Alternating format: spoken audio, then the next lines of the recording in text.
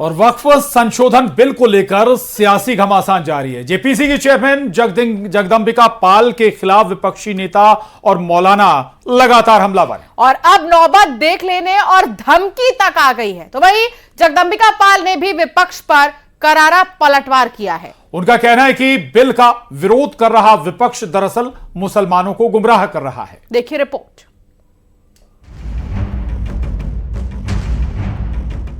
वक्फ bill को लाकर उनका मकसद एक ही है कि इस मुल्क में अमन को खराब किया जाए। हर कैपिटल सिटी के अंदर धरना देंगे, डिस्ट्रिक्ट लेवल पे धरने देंगे और अगर जरूरत पड़ी तो हम एक पूरा देशव्यापी अभियान चलेंगे। हर लड़ाई के लिए कुर्बानी की जरूरत होती है कि जहां खून की जरूरत होगी वहां खून देंगे और जहां आपको लड़ने की जरूरत होगी हम आपको पहली सफ के अंदर नजर आने का काम करेंगे। वक्फ बिल संशोधन होने के बाद अभी लोकसभा में पेश भी नहीं हुआ, लेकिन सियासी बवाल चरम पर है। मुस्लिम नेता और तमाम विपक्षी दल सरकार को देख लेने की धमकी दे रहे हैं। एसपी सांसद धर्मेंद्र यादव ने तो यहां तक कह दिया कि न बिल पास होने देंगे न संसद चलने देंगे, जितनी लड़ाई लड़नी पड़े वक्फ की जमीनें सरकार को नहीं लेने देंगे। आदरणीय अखिलेश यादव जी की ओर से आपको यकीन दिलाते हुए चाहे जितनी कुर्बानी देनी पड़ेगी, चाहे जितना संघर्ष करना पड़ेगा, हम अपने मुसलमान भाइयों की वक्फ की जमीनों को सरकार के हवाले नहीं होने देंगे। वक्फ संशोधन बिल को लेकर विपक्ष लगातार सरकार पर हमलावर है और बिल के खिलाफ खुली चुनौती और धमकी दे रहा है। ये बिल जबरदस्ती हमारे समाज पे थोपा जा रहा है और नया विवाद एक जन्म दिया जा रहा है देश के अंदर। इनकी नीयत खराब है और ये चाहते हैं कि देश में और दूरियां बढ़े दो बड़े समुदायों में। ये वक्त एकजुट नहीं होंगे, अगर एकजुट नहीं होंगे तो निश्चित रूप से जान लीजिए नुकसान होगा। All India Muslim civil rights के अध्यक्ष मोहम्मद अदीब ने वक्फ बिल पर बनी जेपीसी अध्यक्ष जगदंबिका पाल को खुली धमकी दी है।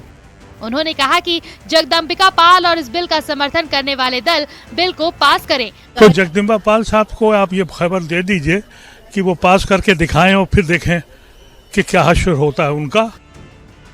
वक्फ संशोधन बिल पर जेपीसी कमेटी के चेयरमैन बीजेपी सांसद जगदंबिका पाल ने विपक्ष पर करारा पलटवार किया है।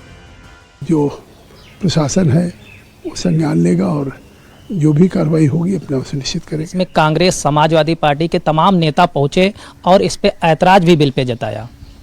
आखिर क्यों, जब अभी कानून भी नहीं पास हुआ और वो लोग भी गए जो इस ज्वाइंट पार्लियामेंट्री कमेटी के हिस्सा थे, तो अभी अमेंडेड एक्ट पार्लियामेंट में आया नहीं, उस पर बहस करने का अवसर है, उसमें विरोध करने का अवसर है और ये कहना गुमराह करना है देश को। धमकी वाले बयान देकर विपक्ष आखिर क्या साबित करना चाहता है? क्या विपक्ष संसद के एक बिल को सड़क से कंट्रोल करना चाहता है?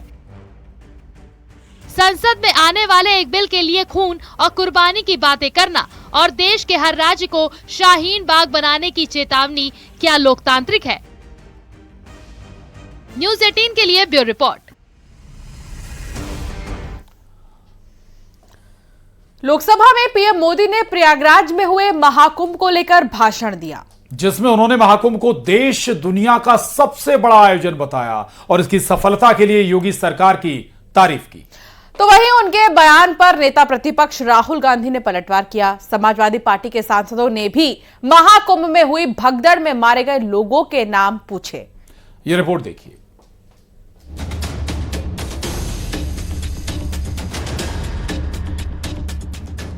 संसद के चालू बजट सत्र के दूसरे फेज की कार्यवाही का दूसरा हफ्ता चल रहा है।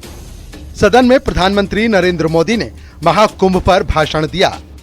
पीएम मोदी ने महाकुंभ के भव्य आयोजन पर कहा, हमने देखा महाकुंभ से एकता का अमृत निकला। महाकुंभ में हमने हमारी राष्ट्रीय चेतना के जागरण के विराट दर्शन किए हैं। ये जो राष्ट्रीय चेतना है, ये जो राष्ट्र को नए संकल्पों की तरफ ले जाती है, ये नए संकल्पों की सिद्धि के लिए प्रेरित करती है। पीएम मोदी ने कहा, पूरे विश्व ने महाकुंभ के रूप में भारत के विराट स्वरूप के दर्शन किए। ये राष्ट्रीय चेतना नए संकल्पों के सिद्धि के लिए प्रेरित करती है और इसका पूरा श्रेय यूपी सरकार के अथक प्रयासों को जाता है। महाकुंभ की सफलता में अनेक लोगों का योगदान है।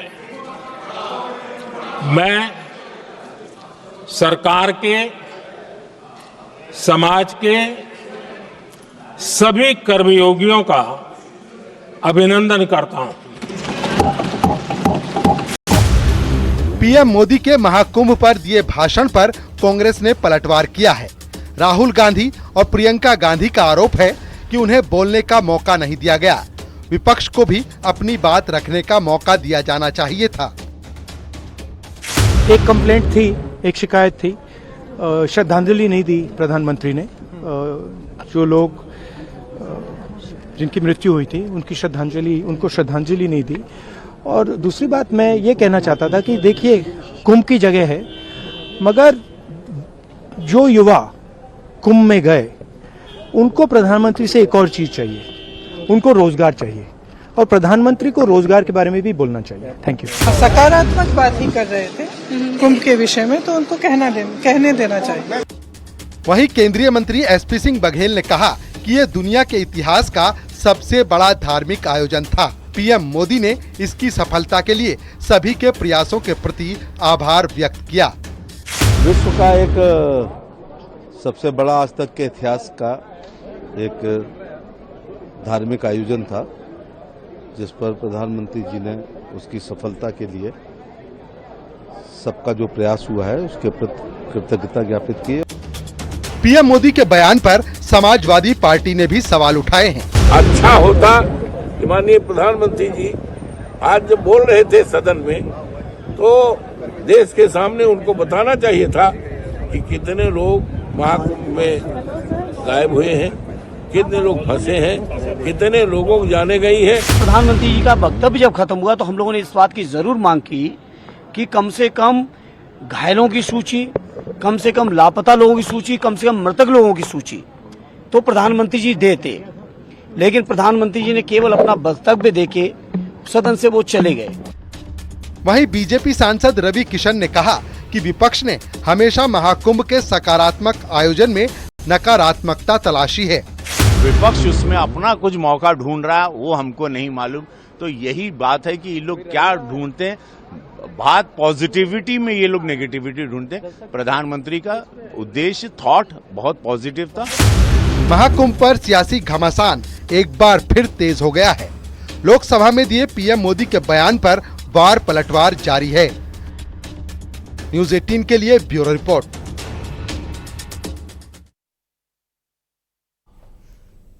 और मध्य प्रदेश में सौरभ शर्मा मामला अभी ठंडा होता हुआ नजर नहीं आ रहा है।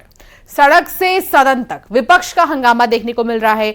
नेता प्रतिपक्ष उमंग सिंघार के नेतृत्व में तमाम कांग्रेस विधायक परिवहन घोटाले से जुड़े दस्तावेज लेकर ईओडब्ल्यू के दफ्तर पहुंचे। और इससे पहले कांग्रेस नेताओं का प्रतिनिधिमंडल लोकायुक्त दफ्तर भी गया। कांग्रेस की ओर से जांच एजेंसियों से मामले में कार्रवाई की मांग की जा रही है। कांग्रेस ने परिवहन मंत्री गोविंद सिंह राजपूत पर गंभीर आरोप लगाए हैं। मंत्री गोविंद सिंह राजपूत ने नेता प्रतिपक्ष उमंग सिंघार पर गंभीर आरोप लगाते हुए कहा कि उमंग सिंघार ने उनकी सुपारी ली है। ये खबर भी आपको दिखाएंगे, लेकिन अहम खबर, एमएस धोनी, हम सब जानते हैं कि वो सिर्फ क्रिकेट प्रशंसकों के लिए ही नहीं बल्कि पूरी दुनिया के लिए एक प्रेरणा स्रोत हैं। वहीं धोनी एक बार फिर धूम मचाने के लिए तैयार हैं, लेकिन इस बार क्रिकेट के मैदान पर नहीं बल्कि उसके बाहर। सूत्रों से पता चला है कि धोनी ने यूरोग्रिप टायर्स के साथ साझेदारी कर ली है। जो बाइक उनकी जिंदगी का एक दिलचस्प वाकई ये मोड़ है। और एक और फ्लैश न्यूज, जहां यूरोग्रिप टायर्स और एमएस धोनी अब बन चुके हैं हमसफर।